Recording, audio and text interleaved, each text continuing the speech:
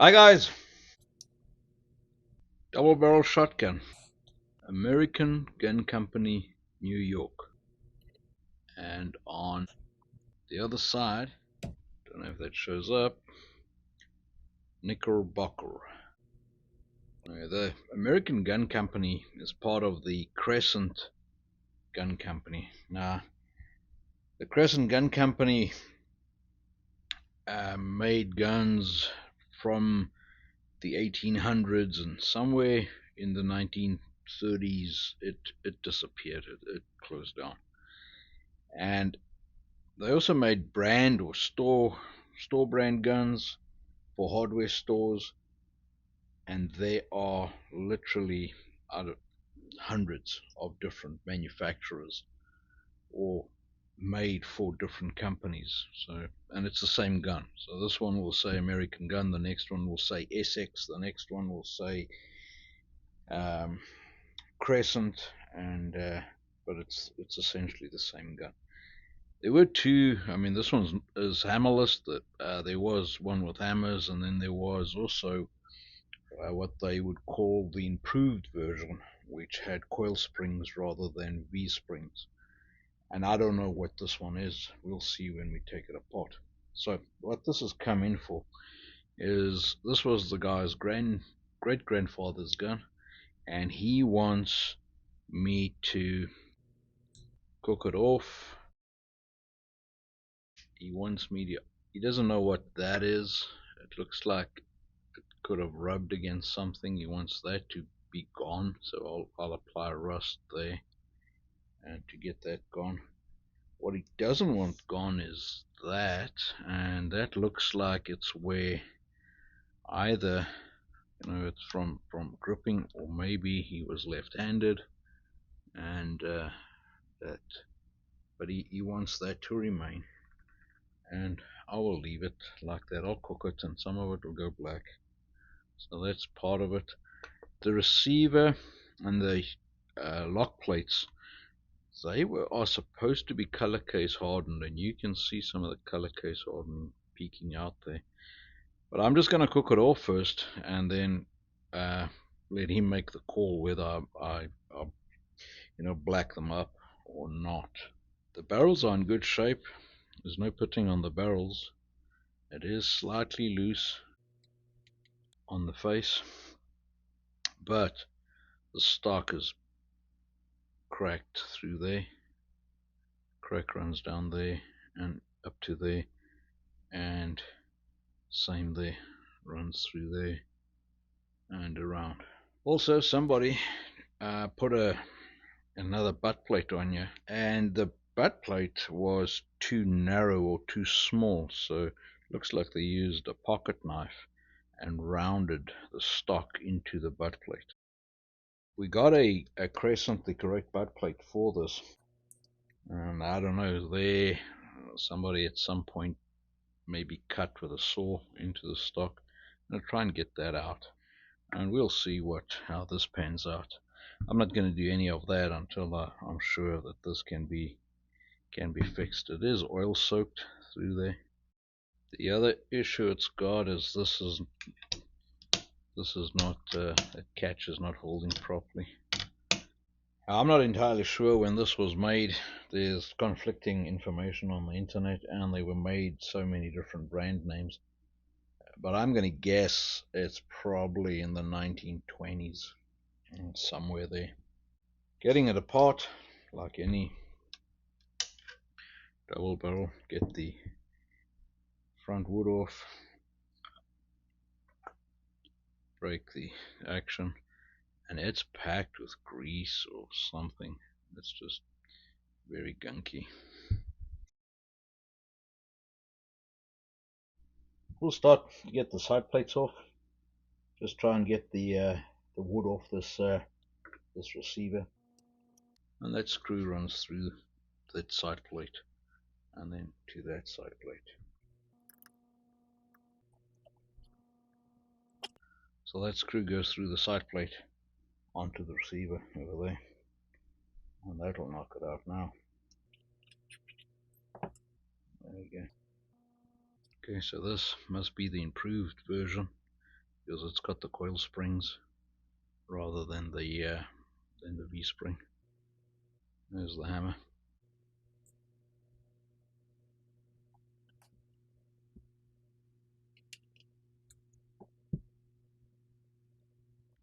There's a little lip that walks in at the front. There's the 2 pins, one on either side, that come out the front. And when you break the action, they push back, and then they cock. They cock the hammers. The firing pins. Bet they're kept in by that screw. Most of these screws have been stretched open, so see the groove. It's not a slot anymore, it's a V. And I'll beat them back into shape and then recut the groove. This, you squeeze the trigger guard and you should get that out. And there's another screw underneath there.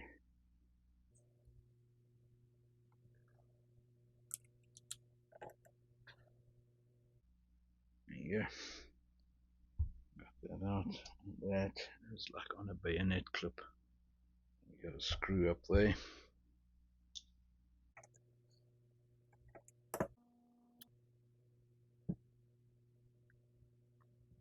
And then a screw over here. And that screw's loose, and that's why the stock breaks. That screw and that screw loose, and it just hammers the stock to pieces. Should get the stock off now. And it's completely burst. That part is staying back.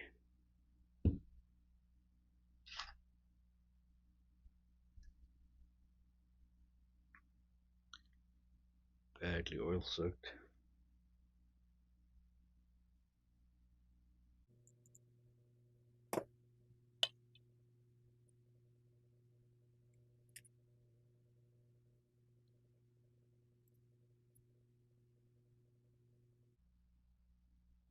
So there's the whole recoil.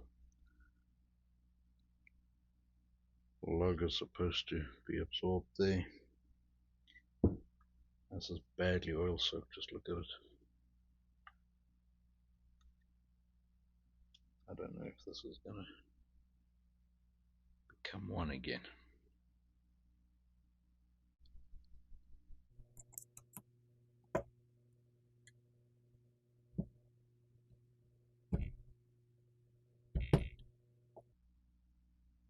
Where's the spring for the release lever? I put one of these in before, and I had to grind the heck out of it, but I see you're supposed to grind the heck out of it. It looks like a pin. Previous one I dealt with had a screw there. Yeah, that is a pin. And there's little, right there's a little center pop mark where they center popped it to keep it in.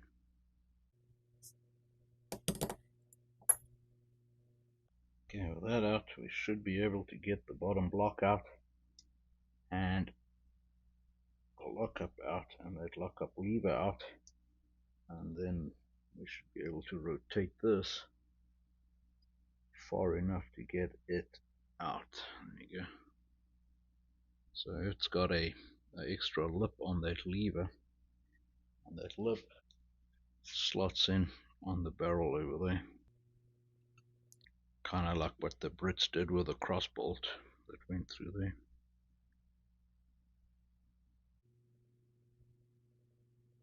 Pulls out the top.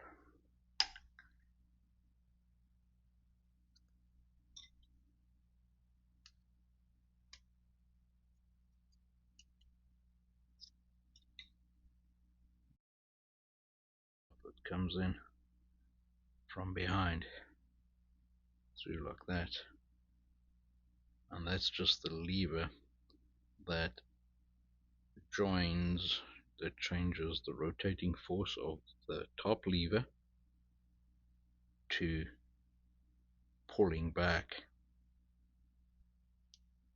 that lock-up bolt. So that right in there. And when you rotate the lever, that pivot point pulls that out and pushes it back in. What's left is the two cocking bars needs to come out and the firing pins, and then safety. That's the plug. It's like a plug that goes in there, but it's like a set screw, and it holds in the cocking lever, or the pins that push back to cock the hammers. But it's got a burr on it, so it is fighting me.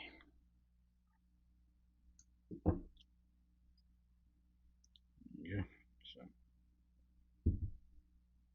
that plug just interacts over there.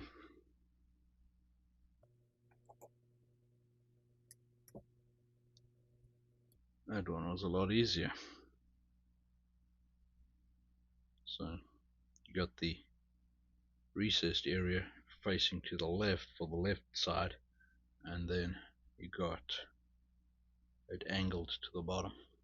So if you put it in that side, it's if you put it on the right, that angle's going to be wrong. Firing pins.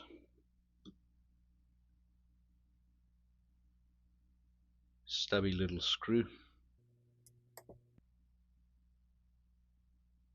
The recessed area where it can float in.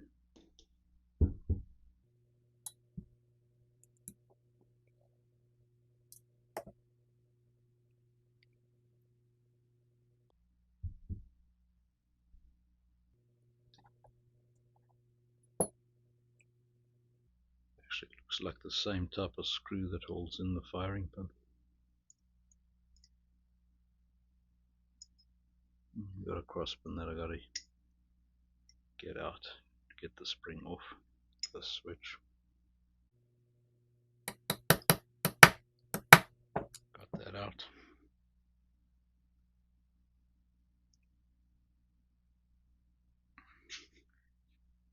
That's it, nothing left on the receiver.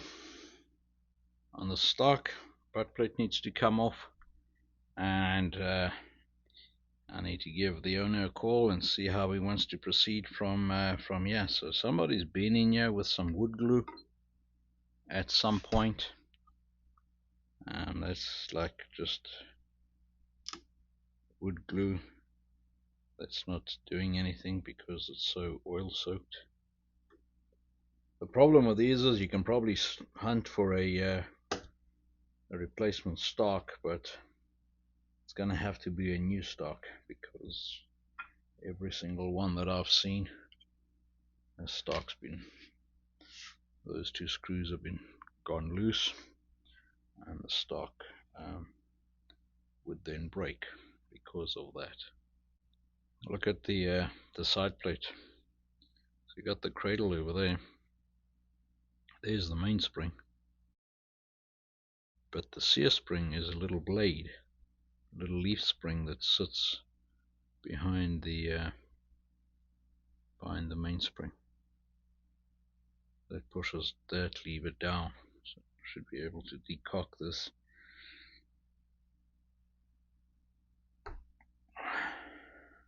It's tight. And there's the sear spring's a blade spring. Haven't seen it done like that before. See the shiny spot over there? That's where the bar that comes up from the front pushes against the hammer to cock it when you break the action. Getting the forend apart.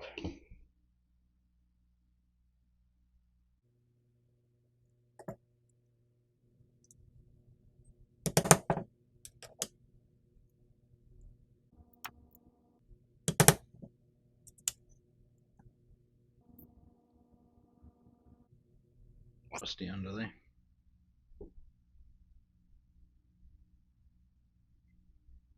Now this you gotta be careful because it wants to pull wood with it. When you push it out, it wants to splinter out. I kind of run my fingernail in there. Try and break it up, put pressure on it, try and push back, get it to just break free. Starting to come apart there. Push the wood back, but it wants to lift out.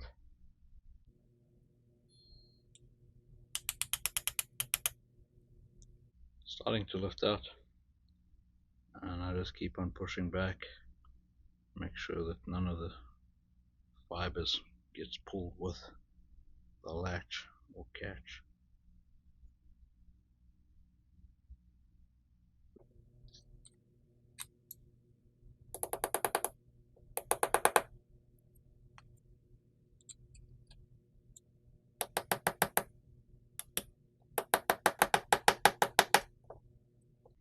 There we go, I'm getting there. And you can see the rust, there's rust there. And the rust is attaching to the fibers and making it real tight.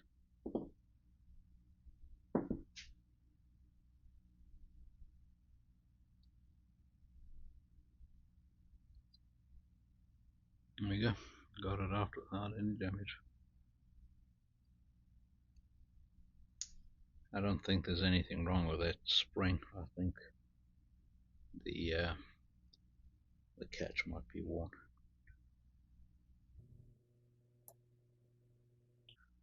So it's a coil spring where they just folded out one of the coils for the screw to go through, and then mounts on that. And then I'm going to knock that out because I want to just sharpen up that beak so that it doesn't slip over.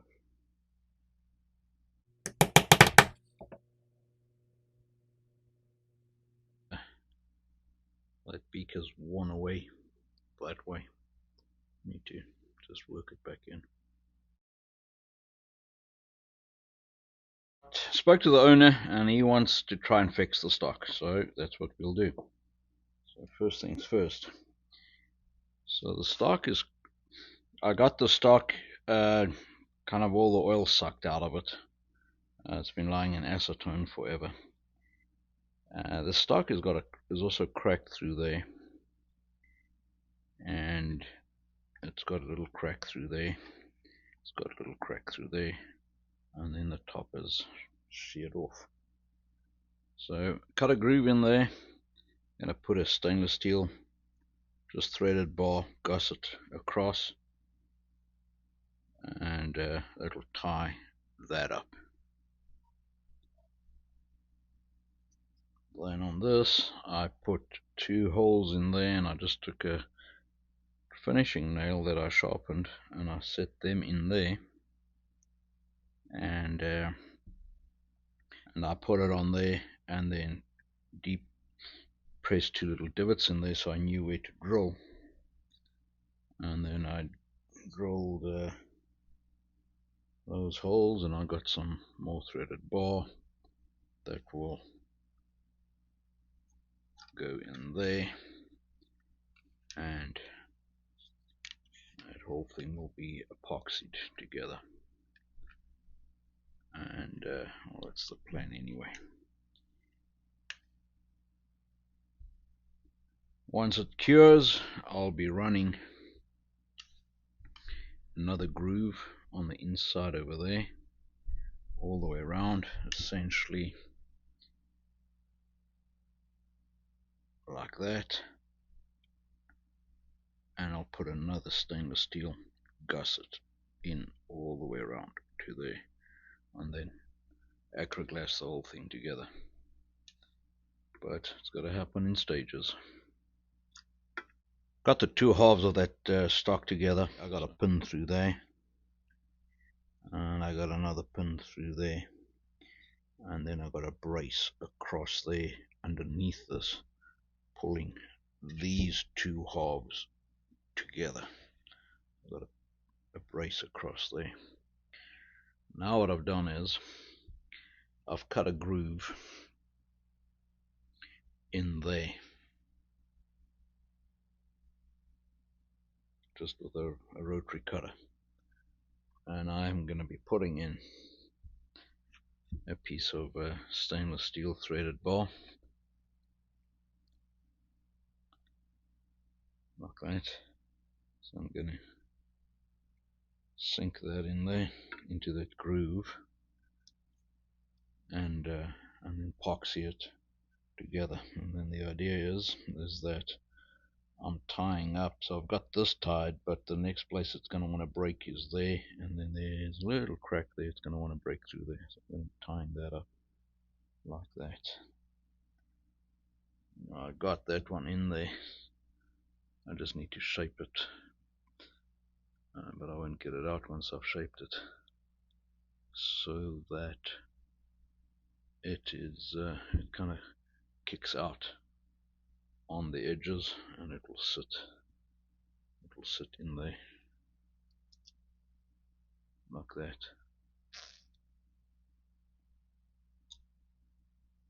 And like that. And fill that up with epoxy, and I'll mill that out again, so the side plate can go in.